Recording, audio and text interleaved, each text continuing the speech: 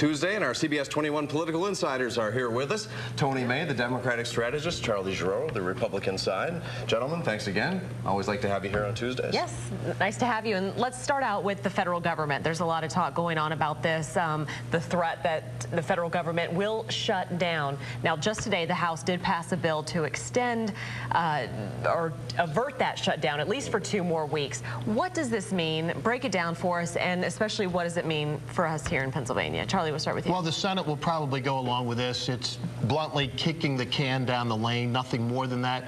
The day of inevitable reckoning is here. It's what Charles Zogby said about the Pennsylvania budget yesterday, and unfortunately, the fact of the matter remains, government at every level has been spending too much.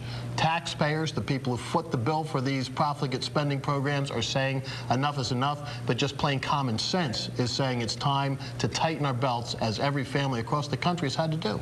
Tony, the Democrats wanted 4 weeks, or the White House. Well, I think that what we see is that the Republicans in Congress realize that shutting down the government isn't in the best interest of anyone. Now, the next great aha moment will be that we need to compromise on what will be necessary to keep government operating at a restricted basis, to make Charlie happy, to make his colleagues happy. I think we can get there, because I think everybody realizes in Washington that nobody is served by a government shutdown that penalizes those who have the least ability to care for themselves. Now, we keep saying shutdown, and that's scary to hear. What does that mean? We know the military won't stop. We know post office is fine. Federal law enforcement. Essential services, you know, that famous catchphrase. But what does that mean? The government's going to shut down. What does that mean? I really don't know from time to time, Tanya, but I do know this. It's interesting politically, since we're political guys, that this time every poll out there says that if the government does shut down, it's the Democrats' fault in the mind of the American people, which is very, very interesting. A few years back, when Newt Gingrich and company, quote unquote, shut down the government, we all went along happily thereafter, the Republicans got blamed. But a lot of polling data suggests it's a political problem. But Charlie, that's the way it was Tony, back. so they better call you for advice. No, that was back the way it was in the Clinton administration. It looked like he was going to get the blame for it, and that's why Newt Gingrich and his friends pulled the trigger, and only later did the blame start to be heaped on the Republicans for being overly, not just simply obstructionist, but overly obstructionist. As I said, I think nobody gains from inconveniencing those who didn't cause it themselves. So well, tens of thousands of government employees. I mean, any day lost or anything could affect our economy, couldn't it? We're on such unstable ground. Right? Well, I think, but also things like if you needed a government permit to get something done, if you were running a small business and you were waiting for your government approval to do X, Y, or Z, it may not be earth-shattering, except to you and your 20 employees that are sitting around waiting for the license to arrive. Well, the president says the country's run on small businesses, so things like that could really affect everything. All right, let's move it out to Wisconsin now. The Republican governor out there won't give up, says he's going to just ramrod his budget straight through and take away collective bargaining along with it.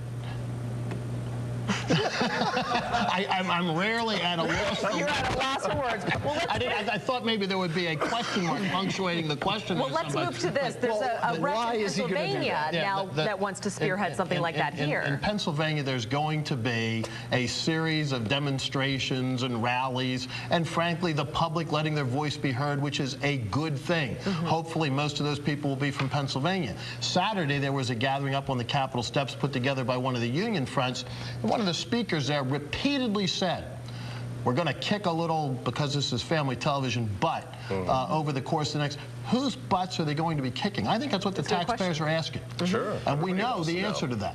I think you remember a couple of weeks ago here, I said there was a national plan or plot on the part of the Republican Party to crack down on unions, to make things difficult for organized labor. Charlie said no, it was not.